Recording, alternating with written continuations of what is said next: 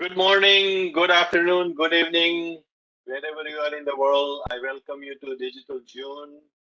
We have had wonderful 4 days. This is the last and the most important session of Digital June, because this is the session where we really get into individual industry, where things are happening. And so with us today, we have a great group of people coming up on the panel.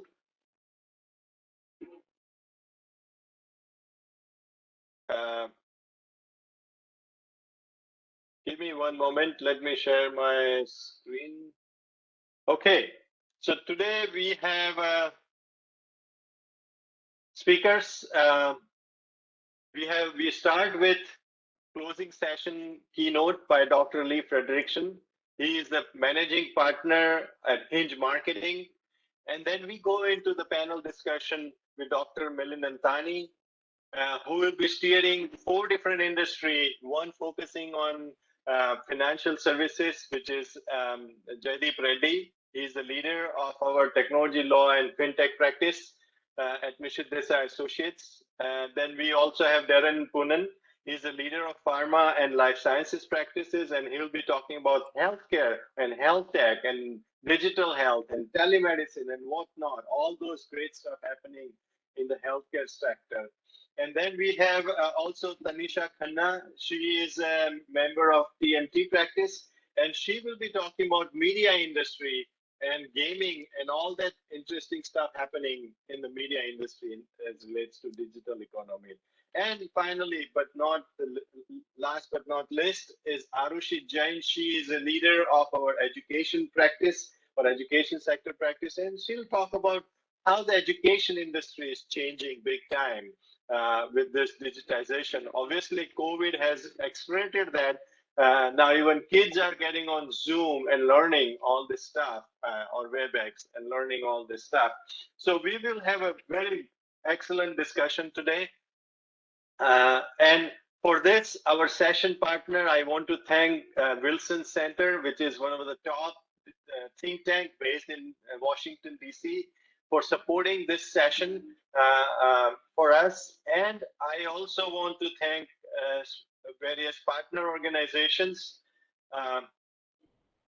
for supporting this conference: Center for Digital Future, CUTS International, FICCI, IAMAI, IFA, IVCA, NASCOM, TIE Silicon Valley, US India Business Council, and Wilson Center. In addition, we also have Brand Capital International as a media partner, and Brand Capital International is a strategic arm of the Times Group. So without further delay, I would like to invite speakers to come and talk. But before they start, I would like to invite Lee Frederickson to come and give a closing address. But before that, I want to mention that this is an open conference, so the views presented by the speakers are their own personal views. They not necessarily represent the views of their the organization for which they work. So, and not necessarily these views are going to remain same, because digital economy is changing. Obviously, our views will also change. So whatever speakers talk about today are the views as of today and their own personal views. So without further delay, I would like to invite Dr. Lee Frederickson, who is the managing partner of Hinge Marketing. Hinge Marketing is one of the top professional services marketing consulting firm. They are based in Virginia in the US, and we are very pleased to have him here. So Lee, over to you. Thank you very much, Mahir. It's a pleasure to be here, and an honor to be involved in such a prestigious conference here. I'd like to pull up slides. I've prepared a few slides to kind of walk you through some of the basic concepts and some of the data that I would like to discuss today. And the point that I'm going to make is really focused first on the whole concept of professional services and how it's changing. But I think the lessons from this go beyond that and really impact a lot of, as consumers and as business people, how we think about the change. So if we go to the next slide, I want to present a little bit of a model of how this change happens. And the model, it really takes into account, I think, two dynamic forces that are really driving change. On one hand is technology, and I think most of us recognize how technology enables different kinds of changes and how those changes in technology can dramatically change our behavior and change the way we do things. We're all here on a call simultaneously, literally around the globe. This is technology that didn't exist just a few years ago. So clearly technology is a driver that we all recognize, but also another driver is changes in buyers' behavior and what people will do and how quickly they will do it, and the things that really drive that kind of change, because these two changes really come together and allow us to develop new business models, and in some cases not only allow it but force us to. I want to share with you just a brief story about how this happened for me at Hinge. And I'm talking about 10 years ago. I was sitting in my office one day and I got a phone call. And this was from a professional services organization that was located just down the street from us, on the very same street, no more than a couple of kilometers away. They said, we want a proposal to rebrand our professional services firm, which is a substantial proposal. And normally, and what I did was the first thing we would do is say, well, we're right down the road, let's get together and meet. And he said, well, we're really busy and we have been following you for a couple years. We've been following you online and your website and what you've been publishing, and we have a pretty good feeling. So if you can just send us a proposal. So against our better judgment, we just sent a proposal, violated our own business development process, and we heard nothing. And so, we said, see, it proves it. Don't violate your own process. And then I got a phone call from the very same guy. He says, okay, we're ready to go. And you could have picked me up off the floor, ready to go. Don't you want to at least talk to us? And before you make such a big commitment? They said, no, your proposal was very thorough. We understand. Only later did we realize that they had a whole selection process and they brought people in for interviews, but they didn't feel a need to do it with us because of a relationship that had been developed digitally. It was at that point that one of our next calls was to cancel our quest to open a new office on the West Coast of the US. So we find it, the world is changing. And in those 10 years, it's changed a lot. If we can have the next slide and the next one. I want to talk a little bit about buyers. This is a brand new piece of research I just ran across the other day from McKinsey, where they've done a post-pandemic survey now of B2B business buyers. And they ask, would you prefer to do business remotely? Not will you, but would you prefer? 70% of people would prefer to do business remotely and digitally. This is a dramatic change in buyer behavior that enable us to implement things with technology that weren't possible before. Now, let me give you an example of how that's changed, how that buyer behavior translates into what people need to do with their business models. The next slide, please. This is a result to show you how the behavior of professional service buyers has been changing. It starts in 2013, and we started asking a question. We said, what are the most important business priorities you have as a business person in your organization? And then, how important is the firm that you're working with to solving that problem? How important are they to that? Well, And these are the proportion of people that got a 9 or a 10. In other words, it was extremely important. That was about 1 in 5 relationships then, professional service relationships, was deemed as extremely important. By 2018, 5 years later, that had gone to 30%. And now in 2020, 2 years after that, it jumped to 40%. And I would imagine that when we do the next reading on this, it is going to go even higher. So what's really happening here is that firms who are making buying decisions are able to find firms who they believe are perfectly aligned with them.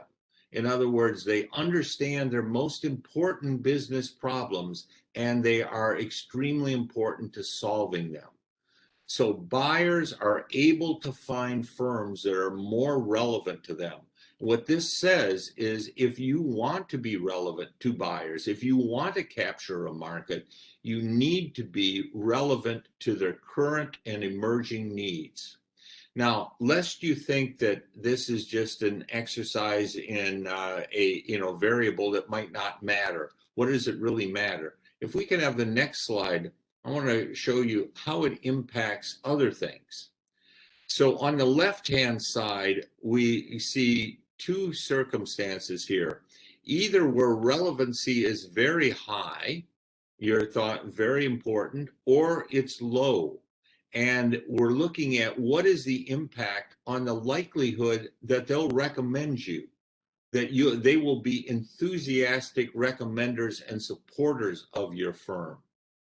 Now, in this case, if you are highly relevant, look at that. It's an 86% chance that they're going to say they are going to be fans of your firm. They're going to be referring you and recommending you whenever possible. When you are not seen as relevant, you're more of a commodity, something they just find they can get anywhere. It's a 50-50 shot whether or not you're going to be seen as being someone they want to recommend or not. So right away, it's impacting their willingness to recommend you. Well, what about loyalty? In other words, their ability to keep working with you. Here you see the very same kind of reaction, over 70% likelihood that they will be loyal to you over the 2 to 3 year period that we asked about, versus only 44% probability. So the relevance you are, and what that says to me is that firms in the professional services, and really firms that are dealing with any kind of buyer behavior, are going to need to remain more and more relevant to a changing dynamic marketplace. So as consumer behaviors change, now, if you look at what is one of the single biggest changes we've had, and that is with this pandemic, people have learned to work remotely. And we're seeing the impact of that, the dramatic impact where behavior is changing rapidly because they've been exposed to a new way of doing it. And now the behavior is catching up with the technology. I think this is a chance that or something that we're going to see across multiple industries. And I think we're going to see that in the session today. And the next slide, I think, kind of sums what's happening with consumers. That clients or prospects are using technology to find a perfect fit solution to their problem. Just exactly what I'm looking for. They have the right expertise and they have the right focus. In other words, they can solve the important problems I have because they're applying technology and taking into account the behavior of consumers. What will consumers accept? What will they embrace? What will they recommend? What will they continue to use? And I think one needs to look at both of those factors, both consumer behavior and technologies, to really understand what new business models are happening and what's viable. Now I want to touch just a moment in the next slide. I want to move to talking a little bit about the impact of technology and how technology is already impacting the professional services. So in the next slide here, we see on here, what we've done is we've evaluated what is the maturity of the automation in place in different professional services firms. And this is a scale that goes all the way from there is no automation, it's all manual, all the way to not only is it automated, it is smart automation that is self-correcting. In other words, it's improving, it's learning, it's making its system better as it goes. And these are the ones that have the two highest levels of maturity. Now, what we see here is that the firms that are more mature in their core business software. In other words, if you're an accountant, it's the kind of software that helps you do your accounting or your tax. If you're an attorney, it's the kind of software that helps you do this. If you're a physician, it's the kind of software that helps you diagnose, treat patients. That kind of core software. That the firms that are high growth, those that are growing at least 20% annually, and by the way, those firms are also more profitable. The faster growing, more profitable are much more likely to have more sophisticated automation strategies. In other words, automation, technology is going hand in hand in helping with consumer behavior to drive new business models that are more efficient, more effective, and preferred because they deliver the right kinds of values to the consumers, to the clients in this case. Let me take a look at another aspect of the software. Now, here again, we asked the question, we've asked on the first one here, we've asked about core business software. And the next one here, the next slide, we're going to ask about marketing and sales automation. In other words, marketing, the business development or the sales function has a very similar kind of effect. The firms that have more sophisticated automation of their marketing and sales function are growing faster and they're more profitable. And in our world, when we look at a firm that's growing faster and more profitable, we say that is a successful business model. That is one that's adapted to the environment it's operating on. That's one that is delivering value to the consumers. So I want to take just a moment now to sum up what all of this says. What does this mean for us? And I think there are two business models on the next slide that I want to bring to your attention. And I want to kind of contrast what has been the traditional model. Now, if you go to many professional services firms and many areas of practice, you'll still see many people who still hold this model as being the model of how professional services. It's always face-to-face. It's primarily local because you're dealing face-to-face. So if you want to grow the area you're working in, you open more offices. It grows by adding more services and more markets. In other words, the organizations get more complex. All of the services are customized and personalized, and they're often done with hourly billing. Now, we know from our research that this model is beginning to break down as the newer business model, the digital business models really come into play, where there is little or sometimes no face-to-face contact. So it does not matter where on the face of this globe or even off the face of this globe you are interacting with. You can literally interact with a client, or you can provide services and value from anywhere. And NDA, of course, has been a pioneer in doing this and working around the globe, leveraging technologies. In the same way, practices, rather than being local in focus, can as easily be regional as global. One of the things that I think is counterintuitive is it's almost as easy to build a global practice as it is to build a local one when you're digital. Digital is digital, and it doesn't care where you live. It also allows you to have specialized or niche focuses, and really gives an advantage to niche solutions Remember that a chart I showed that showed the value of when you're seen as very important to solving a specific problem, the tremendous advantage that gives you. That really opens the door to niche practices and niche solutions that can be almost productized, where you put together the elements of a solution and price it together. So it's no longer how long it takes you or how many people are involved in it or how many hours it takes them to do it. It's what is the value you can deliver to the client and how efficiently and effectively can you do that, leveraging technology and taking advantage of the changes in buyer behavior. Now, it's my thesis that this applies to not just professional services, although that in itself is a broad field, but it applies more broadly to the things that are happening in the economy. And as consumers, we're learning that we can get just exactly the right pair of shoes or the record that we're trying to collect, the old vinyl record, or whatever our particular hobby or need might be, it is available somewhere. Somehow you can have access to it. And that, I believe, is the new world of professional services that we are entering. So with that, back to you, Mihir. Thank you, Dr. Fredrickson. This was amazing. Here is the information about Dr. Fredrickson if you want to reach out to him on LinkedIn or Twitter.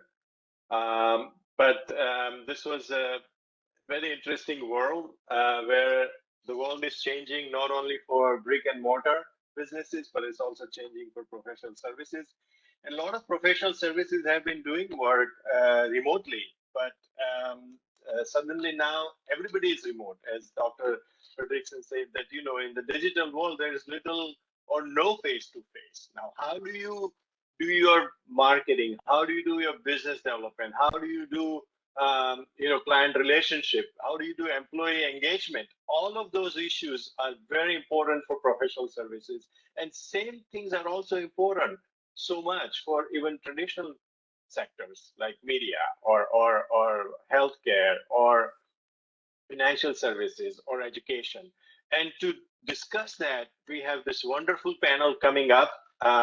So I hand over to Dr. Milind Antani, who is the head of our pharma, life sciences, nanotech practices. And he will be steering the discussion with 4 speakers and 4 experts on this different industry.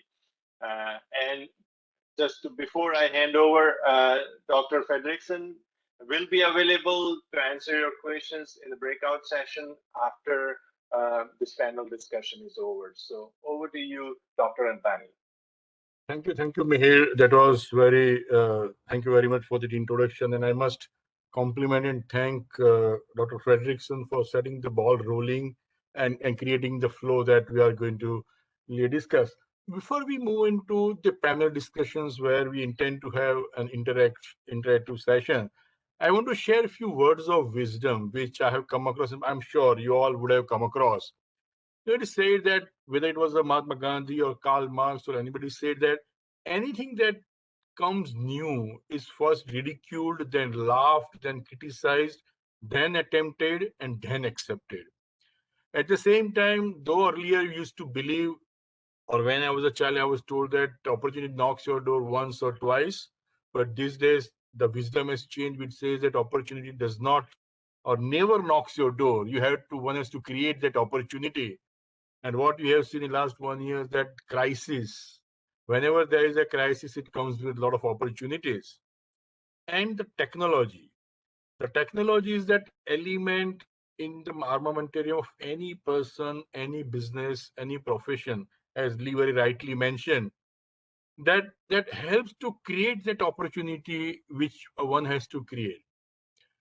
And you have been listening to digital economy for last 4 days by excellent speakers so far. But it is said that regularly a buzzword comes. Always some buzzword keeps on coming at regular intervals. Some of these buzzwords go ahead, go farther, some possibly die down, and some just remain stagnant. And as those buzzwords which really go ahead, they pass through that cycle of being ridiculed, being attempted, and then being accepted. And in our experience, I personally feel, I'm sure my colleagues who are experts in their own sectors would believe that digital or going digital was one such buzzword that really is moving faster than what we anticipated. And why it happened? Because the crisis of pandemic, which we saw for last 1.5 years, has given that stimulus to create that opportunity for going digital in any sector for the matter to further, and a lot of people have said that technology is the greatest enabler. No question about it. And it is also a leveler. But digital technology, I always feel that it has gone beyond just being the enabler or leveler. Now, I was a surgeon also, so I also feel that there are few inevitable elements for any human life, of any human. Being happy is one, being healthy is two, being well informed is third, and being financially comfortable is four. The last two are subjective, whereas first two, being healthy and being happy, are definitely paramount and constant, that should always remain. And that is why the digital technology, the buzz which has gone farther and grabbed that opportunity because of the crisis, which possibly is going to be one of the focus during the discussion, has impacted all these four elements, whether it is healthcare, whether it is education, whether it is media entertainment, especially gaming, and of course the finance. Because people have started working from home. I don't say people have a lot of time, people do not have time, but they've started thinking of focusing on these four elements. And these all four elements have become something dash tech. It is medtech, health tech, fintech, edtech, and so many techs that have happened. And I'm so happy, as Mihir rightly mentioned, that we have some wonderful experts to talk on what we are going to say. And when we talk of these four elements, why not start slightly on a happier note, or a slightly, I want funnier is a long word, but which gives you some fun and comforts and feel good factor. And that's what happens when you're working from home, we are at home. That is, hey, why don't you make some hands-on gaming? Let me play something. So I will start with Tanisha. Uh, Tanisha, can you share from your experience how has India's online gaming industry has driven the growth of India's digital economy to start? A very So, brief answer. hi, Doc. Thanks for that question. I think, Doc, definitely the Indian gaming industry has driven the growth of our digital economy. But equally, India's digital ecosystem has allowed the industry to grow to the scale that it has in India. So, in that sense, it's been a pretty symbiotic relationship between our gaming industry and our digital ecosystem, which we have. Now, when we talk about gaming, I'm talking about, of course, the entire gamut of online skill gaming, casual gaming, social gaming, anything you can think of. And the growth in this industry has really been absolutely tremendous in the last couple of years, and will continue to grow significantly, right? I mean, we can look no further than our fantasy sports industry, right? We have Dream 11, which is India's gaming unicorn, and we've all seen how much the fantasy gaming operators have tapped into absolutely the entire country's cricket obsession that we feel during IPL and during any cricketing event, right? Actually, I read some interesting statistics today. It said that India's gaming industry is actually going to become a $2.8 billion industry by next year, which is absolutely staggering. And it means that India has actually become one of the top 5 gaming industries in the entire world, which is why we're seeing, so much movement in this space, so many investments, so much activity, so many transactions. We personally, as a lawyer, I've seen how much my growth in this industry has grown over the years. How many more inquiries we get in this by clients in this industry to basically mirror the growth. in fact, it's one of the industries which has actually boomed during the pandemic. It's grown by 20% because people have been at home and they've been glued to their phones and they've been playing, Candy Crush and all these types of games. So definitely, the future for this industry is extremely bright, and the reason for that is in part because of our digital ecosystem. I mean, India has provided very fertile grounds for this industry to go. We have increased internet penetration. We have low data costs. We have excellent 5G network, and multiple digital payment options which have come up in the last possible years, which have really led to the growth of this industry. And one more really interesting thing about this industry is that the growth of this industry has also led to the growth of some other industries. So, for example, gaming has also played a huge role in gamifying education, especially during the pandemic, right? As schools move online and colleges move online, how do you make education more engaging? It's through the gamification of education, give them that, students that kind of simulation. And of course, fintech has really revolutionized this industry as well, because you can't have real money gaming businesses without fintech. So as the number of gaming operators increase, so has many ancillary industries as well. I think great, Tanisha. That was a very important point, and I totally agree that yes, things are changing for good. And at the same time, what we are seeing is that the last 1.5 years really changed the scene. How one is what you just mentioned about having free time and taking a hand on various games. But another important thing which really opened eyes, especially in India, was how healthcare is maintained or how health is managed.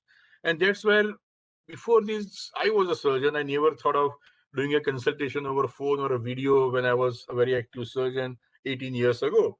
But last 2 years, especially few years to some extent, has seen this revolution. So I have Darren with us, So then I just want you to quickly tell everybody about, not only telemedicine, which is just the providing consult over a remote platform, but overall the regulatory landscape for digital health. What changes you have seen purely from the regulatory consult? Because something which is unregulated is totally regulated or poorly regulated. Because we were in a, that domain of being unknown, and that's where the challenges are. But now things are falling in place, which is going to take digital to the next place. Darren, your views? Definitely, Doc. Thank you. So I think, as with a lot of industries, we have also seen a pre-pandemic and a post-pandemic scenario. India has always been very conducive for digital health because, as Tanisha also mentioned, internet penetration, the internet costs, as well as the access overall had been very high in India for a while now. Maybe from 2015 onwards, we've been having a good scenario there. But at the same time, on the healthcare front, what is actually a negative point in the infrastructure for healthcare is that we don't have a very robust infrastructure overall, but that's actually a very important growth factor for digital health, and something that's also been identified by the government when it comes to how we would like to bridge the gap between where we are today and where we would like to be in terms of universal health coverage. So pre-pandemic, a lot of companies and a lot of players did identify this as a key sector for growth. And we had people bring their startups into this space. The issue there was that they were working in an environment of calculated risk. And the primary reason for that was that recognition from a regulatory point of view was minimal, unfortunately. But I think literally as the pandemic hit, all of that completely took a U-turn. The government, while a lot of things had been put out in terms of policy, started being implemented in the law itself. And we saw a complete shift in terms of non-recognition to sudden recognition, which has helped the entire industry actually catapult into a sector in terms of two aspects. One, of course, is legitimacy, which has really helped all sectors of the digital health platforms. But at the same time, it's also increased acceptance. And I think acceptance has been one of the primary factors for what we are seeing as the sudden growth in the sector as well. And acceptance not only from the healthcare practitioner side, which was also something that took a while. And as I think Dr. Antani, you also mentioned, it took a while for the doctors to step onto these platforms. But at the same time, it also meant that the patients and the other caregivers also were able to adapt and come onto this platform, either by force or otherwise. But we are now in a situation where we are seeing so many different startups as well as established entities mushrooming into this particular area, not only from a domestic point of view, but also from an international perspective. Great, Darren. I think that's very, very, very important point you touched upon. I think I would like to move on to Jaideep. And Jaideep, I just want to slightly, jump because we had some very important points on medtech as well as gaming, online gaming and all. But, and we are going to discuss edtech also that I mentioned. But the common factor in all these sectors and all other sectors, possibly we are not discussing because there is no time today. The common factor is finance, how payments would happen, and people know everything about it, and a lot of discussion would have happened. But I just want to touch upon the expertise you have, and possibly one of the first or the only lawyer which has significant insights into the entire concept of blockchain. So I personally feel that the fintech and blockchain should walk in tandem together, and there is a need to have a focus on blockchain for fintech sector. Want to share your experience and your wisdom on that, Jaideep? Sure. Thank you, Doc. It's a very interesting question, and it's something that people have been excited about for at least 5 years now.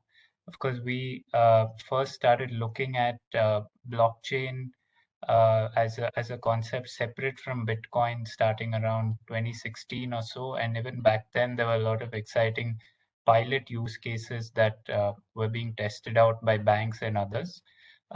People still feel that blockchain is yet to have its time. There's been a lot of talk about its potential, but in terms of mainstream adoption, it is still catching on. It is still early days.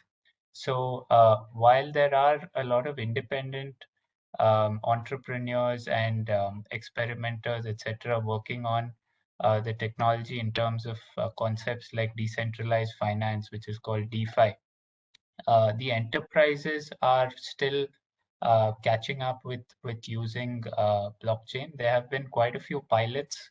For example, I think just last week, 12 or more Indian banks announced that they will get on a common network to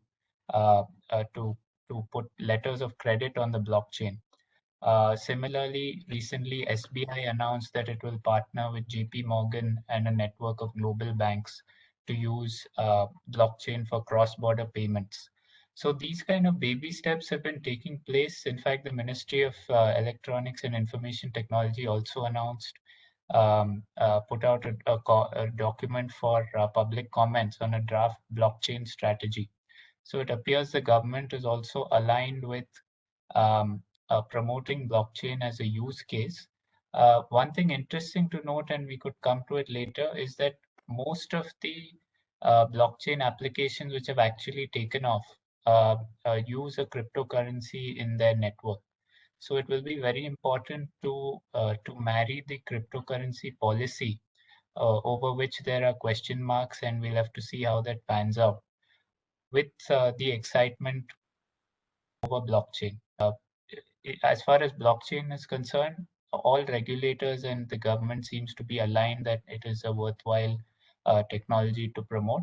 But there are a lot more questions about cryptocurrency. So that is the elephant in the room about how the policymakers marry those two elements. Sure, I think that's a very important point, and I'm definitely going to touch upon how exactly this interesting. Be prepared. I'm going to touch upon not only blockchain but something on cryptocurrencies also, which is another interesting buzzword. So Arushi, I'll come to you. At tech, I when I started, I talked about many buzzwords, and EdTech is one very big buzzword of late, and we are seeing so many deals happening in EdTech sector, whether it is investments coming which were unheard of, collaborations, licensing deals, so many things are happening, not only globally, but interestingly in India as well. And the pandemic, the education sector, the way it has, I don't know, gone up or gone down, and today only we interestingly came out with a formula how the CBSE students are going to be given the result. That also is going to happen using some kind of technology, you know. And that is where the EdTech really comes. So do you think that EdTech is really a buzz? And if so, why so? And what is driving this buzz? Can you share your experience? Doc, and I Arushi? think hi, am I audible enough? Yes, very much. So thank you so much, Doc, for that question, because I'm seriously glad that we are talking about the buzz around the whole EdTech sector and giving it its due credit. And there are, couple of reasons why this buzz has been created and will continue for a while. I think the first one that we all know is because we are talking about the tech, it's digitization and penetration of internet. Many sectors, when internet was penetrating and becoming more adapted across the country, many sectors quickly adapted and moved to the use of technology. But as we know, education is, very traditional sort of a sector. It's a more of a brick and mortar sector where you expect that, we will go to the school, sit in the classroom, give exams, or go to the university. So moving education online has been, something which has been unthought of, unheard of. But that's where, the scope of opportunity lies. And slowly but steadily, we saw edtech players, we saw platforms coming up with, different sort of offerings. We saw tutoring and test prep going online. We then saw, vocational courses, certification courses going online, for which we used to actually go, to some center and get the certification. Can you speak slightly audible, or can you come near your computer? Yes, sure. Is it better now? Much better. Yeah. And then we had a lot of language tutoring courses online. So while all of this was on a steady sort of a rise and EdTech was finding its feet, what kind of accelerated the whole EdTech world and was basically the pandemic, as we know. And when the pandemic hit, something happened that we never imagined of. Our schools and colleges went online. Like nobody had ever thought that, we will be sitting in front of a computer and basically learning. And that was probably still imaginable for higher education, but definitely not so for the toddlers and for your school-going population. So that's what happened. And now I think even when we go back to some form of a pre-pandemic world, the whole blended learning concepts that the blending learning will continue. That means some part of our education will always continue to be online. And that's where EdTech will continue to have its own opportunity. I think there's one, just to complete, I think there's one more important reason why EdTech is booming, and that's because of the light regulation framework here. Most of your tutoring, test preps, vocational courses, certification courses offered through EdTech platforms don't really come under any education regulator. So that's like a big boon. I mean, you may have other regulation, but no permission requirements as such. The biggest worry was that, what happens when you take degree and diploma courses online, and many people prefer to do that because it helps in continuity of education and upskilling. So very recently, between 2020 and 2021, our education regulators have come out with pragmatic regulations. So as long as the universities are meeting criteria and getting the necessary approvals, degrees have gone completely online. And because of this whole blended plus online degree models, along with the various allied industries that EdTech's to pull itself along, EdTech's going to be the buzzword, in my view, for times to come. That's very interesting. And I think if this buzzword is going to remain going ahead, as I mentioned, passing through all the possible hurdles, there would be some hurdles which we are going to discuss later on. But Tanisha, I will just come back to you. You touched upon a very interesting point that yes, online gaming and entertainment per se in general is really changing. There has been a paradigm shift, at least on the user front. But I want to touch upon two elements. I want to merge two parts. I thought I will take them separately. The first part is, you said, yes, it is growing very fast, but doesn't grow that easily. There has to be some kind of regulatory hurdles. Gaming becomes a jugaad. Let me put it that way, in a conventional language. So, are there any regulatory hurdles that really has impeded the growth of entire gaming industry in India? And I also want to touch upon, because I see there are many hurdles for sure. And what are the steps that are needed that industry as well as the government, the regulator, can do to boost this entire gaming industry? I want to touch upon both. You may take 2 minutes more. I have no problem. Sure, Doc. Before I answer your questions, I think there's two things I need to, tell our audience at the outset. First of all, when we talk about gaming, right, betting and gambling is regulated at a state level in our country. So each state has enacted their own laws to regulate betting and gambling activities within their state. And the second thing is, our Supreme Court has actually held that offering online games of skill is actually, protected under our constitution as a under freedom of business and trade guarantees under Article 19(1)(g). So you actually have a constitutional right to offer online games of skill. Now, despite this fact, there have been several hurdles for online skill gaming operators, right? And there's a couple of different reasons for that. Firstly, because gaming is regulated at a state level, we've had states taking completely different approaches towards this industry, right? We have, some states which have been extremely progressive, like Meghalaya and Nagaland, who have, enacted a licensing regime for online skill gaming operators.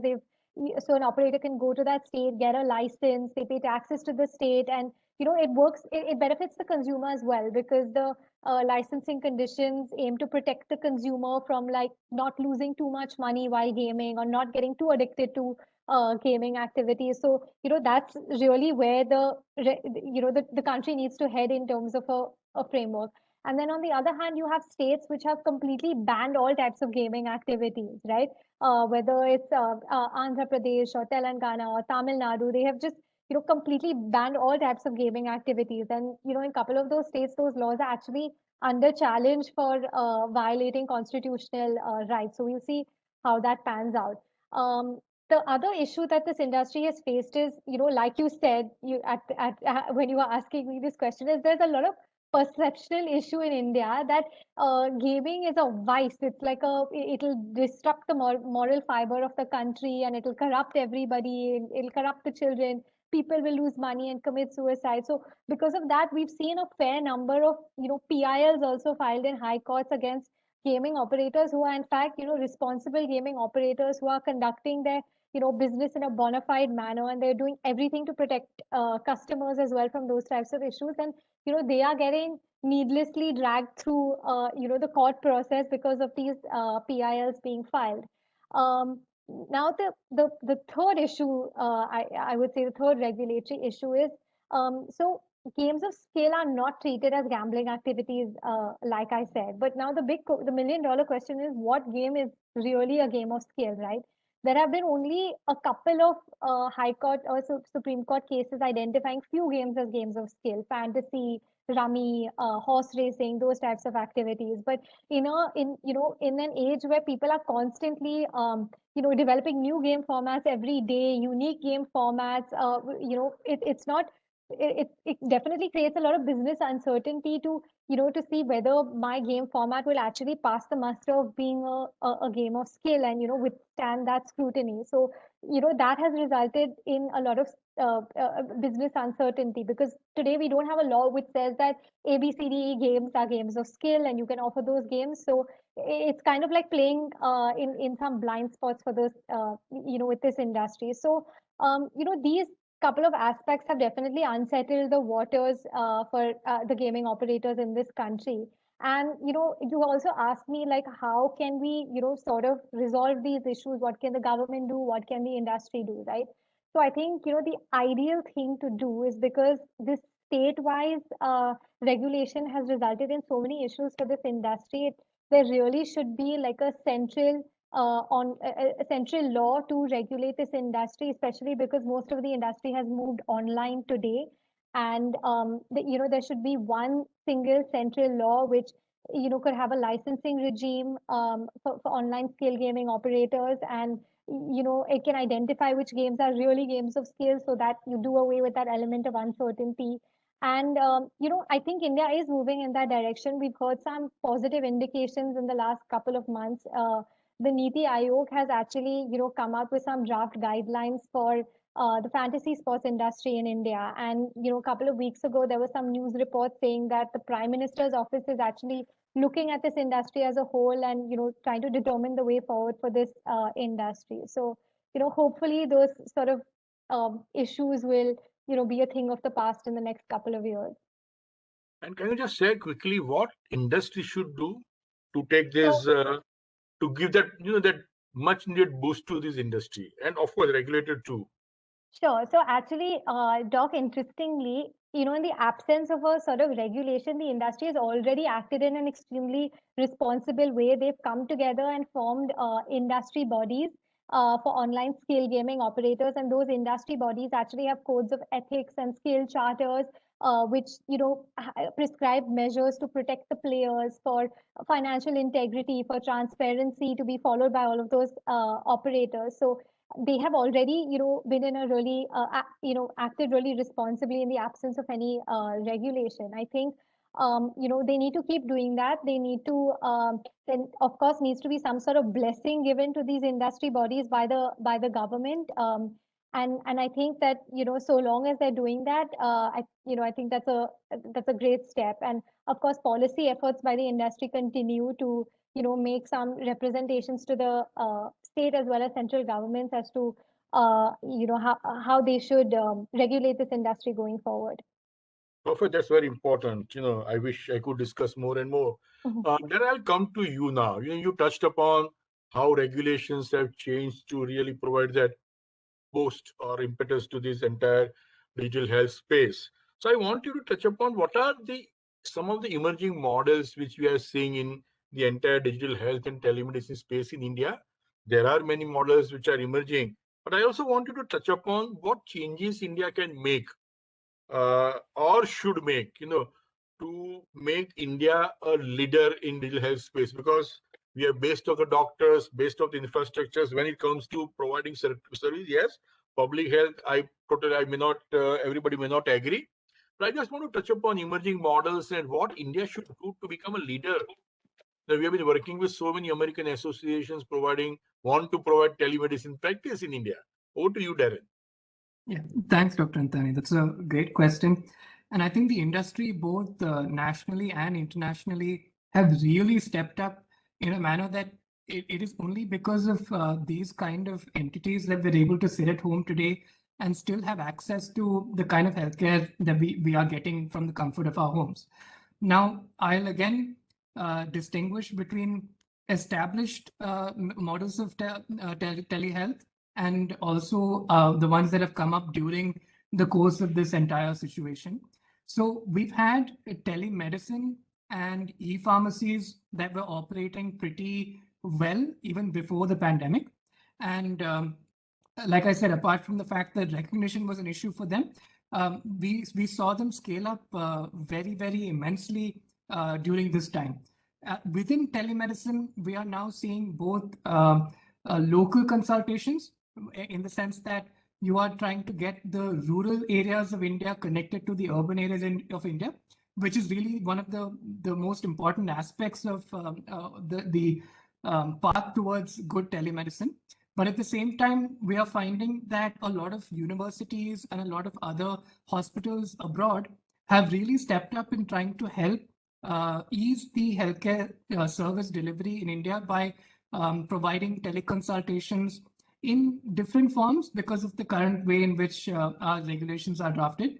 But nonetheless, we are seeing a lot of international presence in the telemedicine space today. On the e-pharmacy front, we have seen so much of a growth and acceptance because just for the audience's benefit, e-pharmacies were pretty much in a series of litigations across the country right before the pandemic.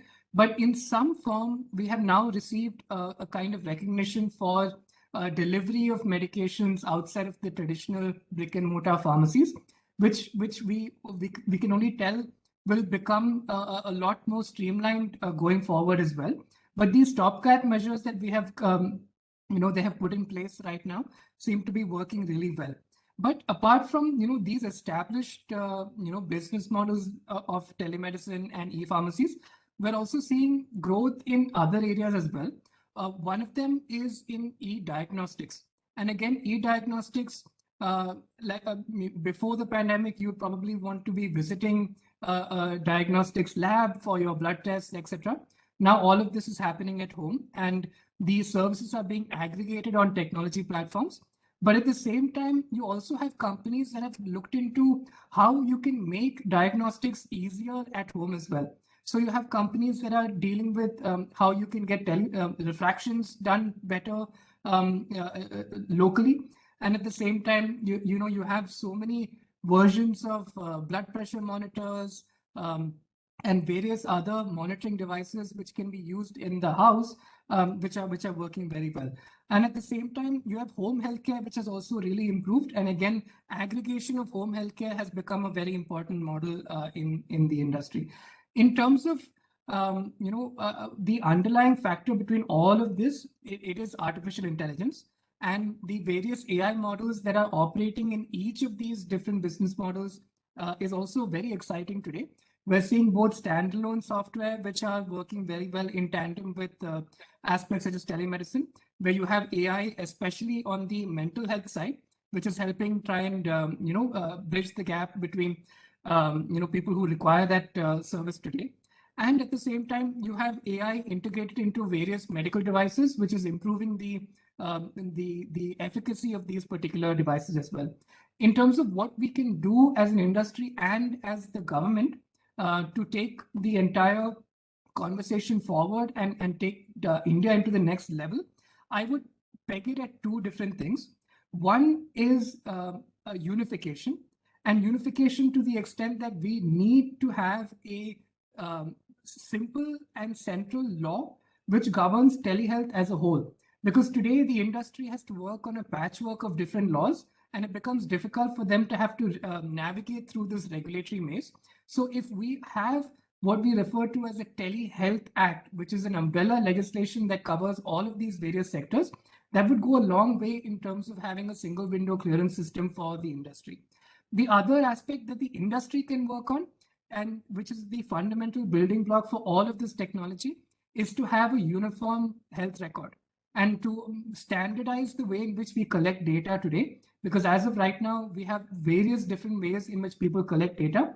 If we were to make that uniform, it would really help actually build on the AI and the machine learning, because if you have the raw data coming in effectively, it will automatically start getting all the other aspects of healthcare delivery much better. So I think these are the, I think that's a very important point. So quickly, I'll move on to Jaideep.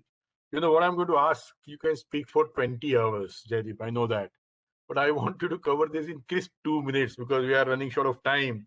You know, you touched upon blockchain, and I also mentioned one word called cryptocurrency. So the relationship between cryptocurrency and blockchain is something like enzymes and proteins. When I was a student, we were told that all enzymes are proteins, but all proteins are not enzymes. Same way, it's something between cryptocurrency and blockchain. So the question is, can these both coexist together? And when I talk of cryptocurrency, suddenly a lot of things come in everybody's mind that, hey, government is not allowing. So many concerns are expressed.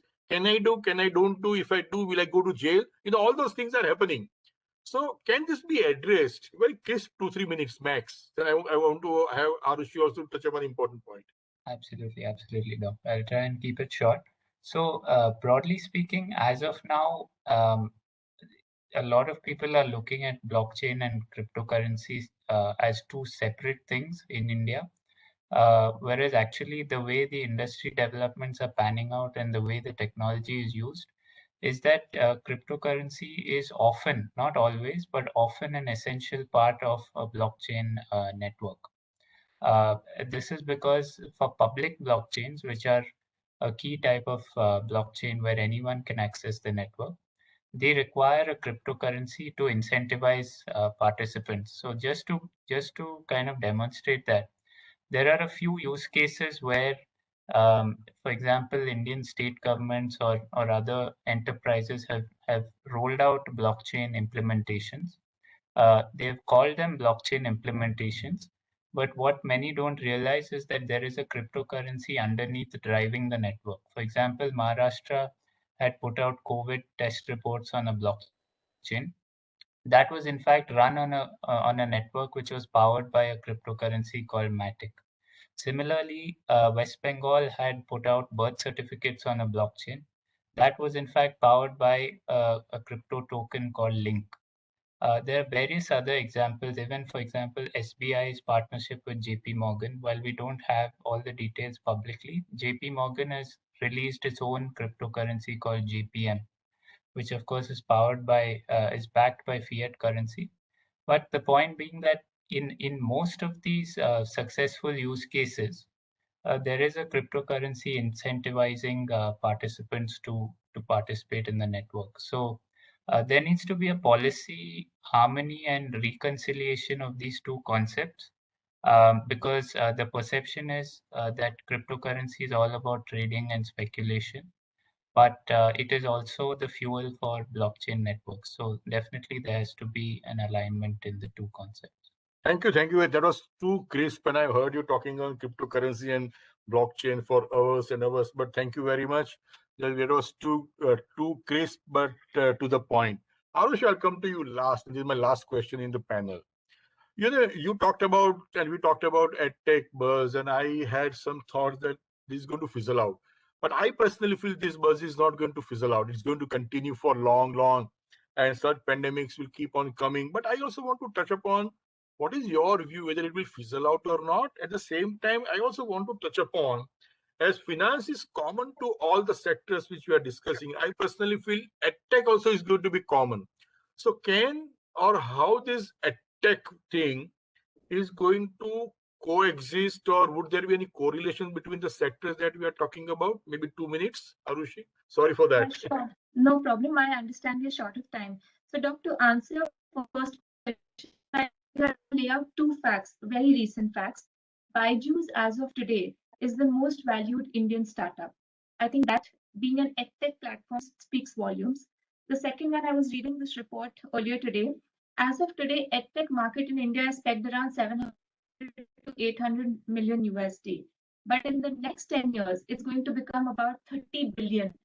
If you see the jump, you realize the potential this market has. And we are just, touching the surface. There is a huge demand in the market. Not only the tier 1, but the tier 2, tier 3, tier 4 cities are also catching up.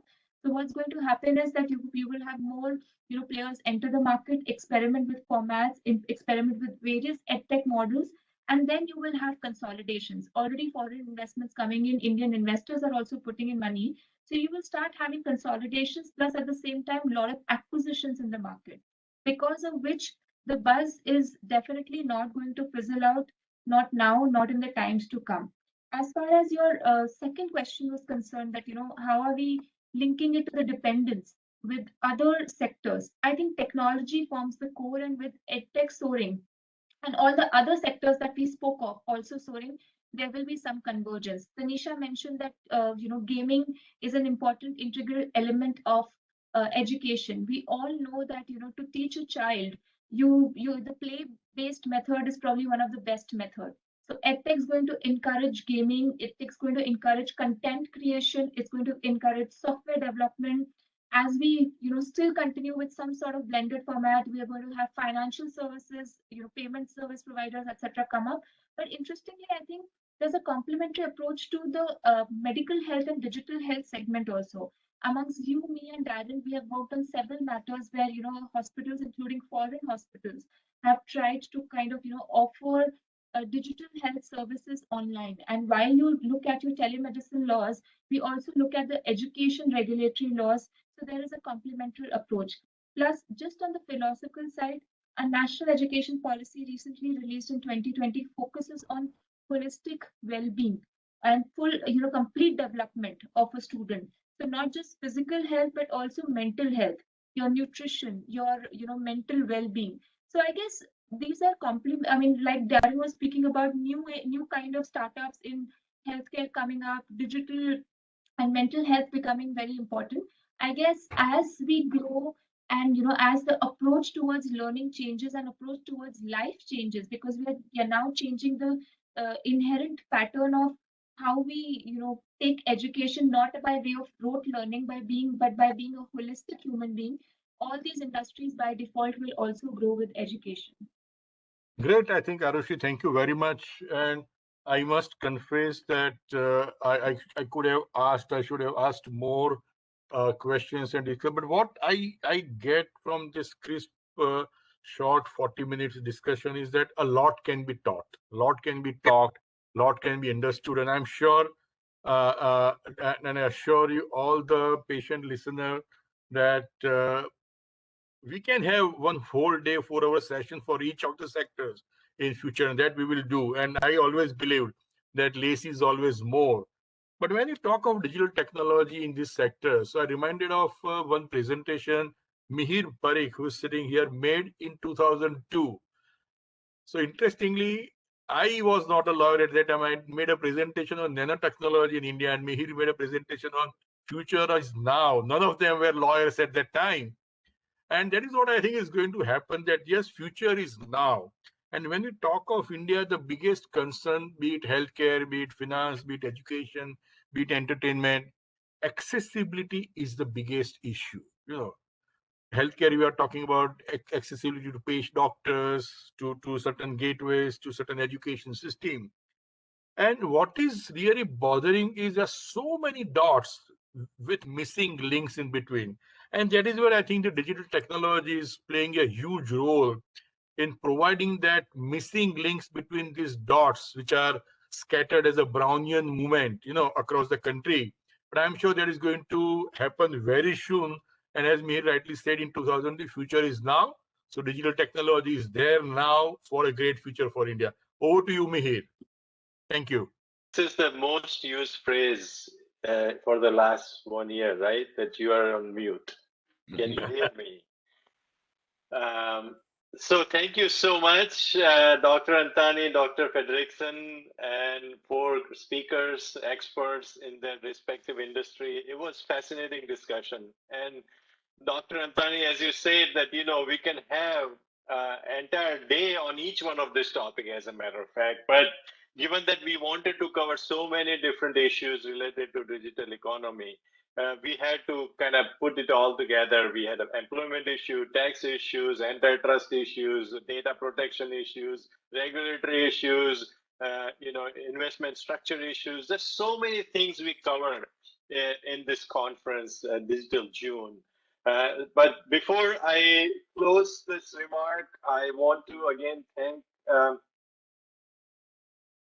just give me 1 second to share my screen. I want to thank you, Dr. Antani, for chairing this session. Thank you. And also Dr. Fredrickson for the wonderful keynote speech and talk about how the world has changed from traditional to digital.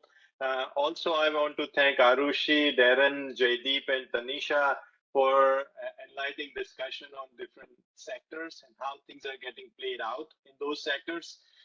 At the end of the day, as Doctor said, the prescription is accessibility. And accessibility is very important. The good thing about digital economy is that it suddenly provides accessibility to all these people who are underserved. Through the digital technology, we see children in villages are also able to get on Zoom and WebEx and platforms like those to get education. We are able to see people in remote areas to connect with doctors to get healthcare through telemedicine. With penetration of digital technology, awareness of digital technology, and financial inclusion that we have seen through banking and fintech services, we are really going to have a great future, and I'm very positive about it. So with that, I want to close this session.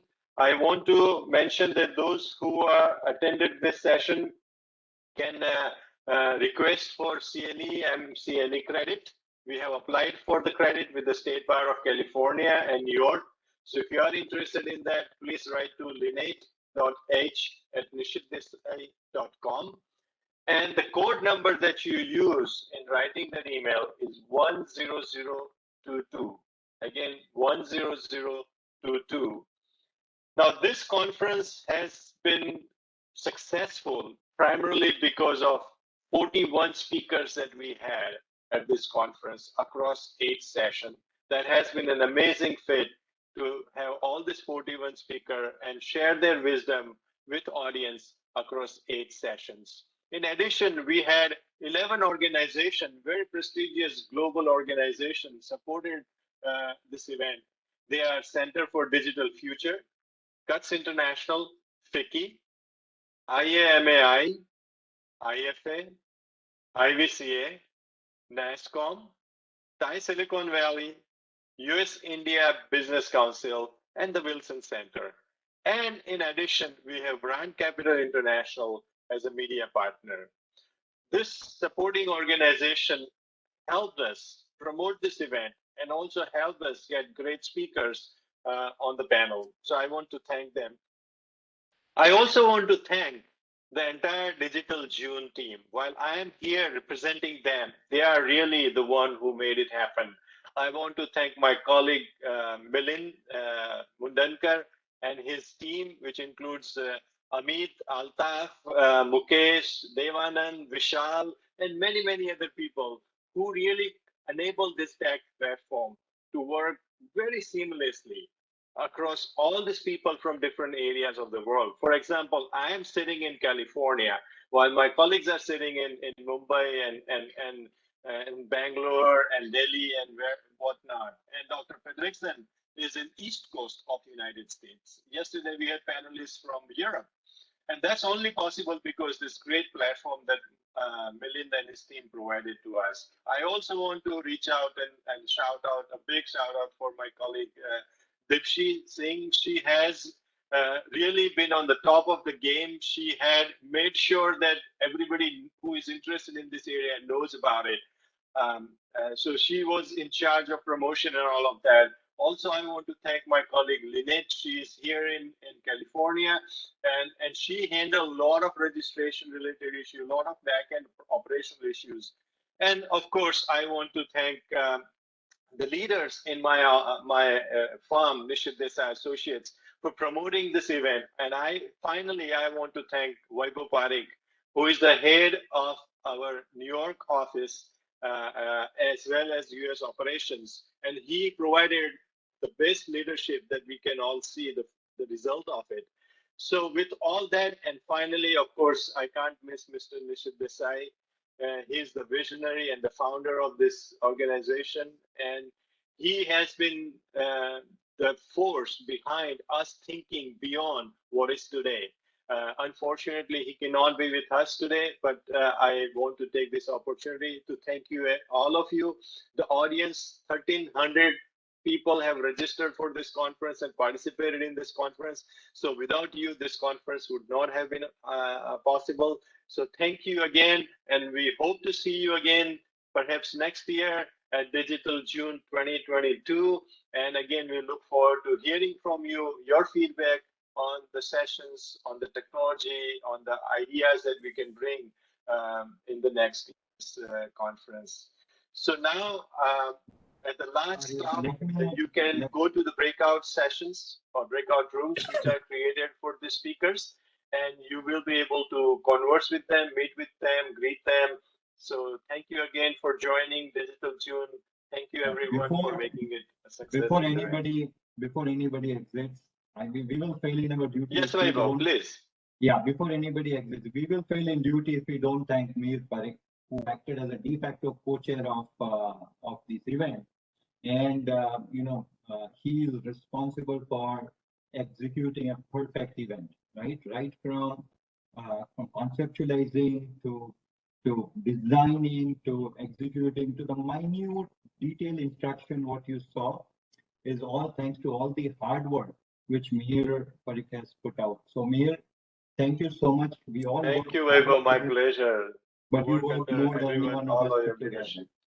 And I also want to thank all the audiences and everybody who actually helped in making this success. This is for the first time we use this topic. We have done a lot of events in the past, but never we have done on digital economy. And to some extent, we were not sure how the response would be. But Nishith always encourages us to take risk.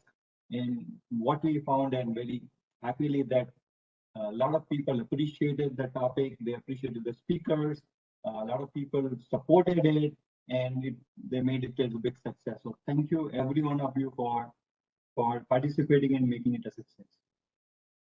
Over to you, Mihir.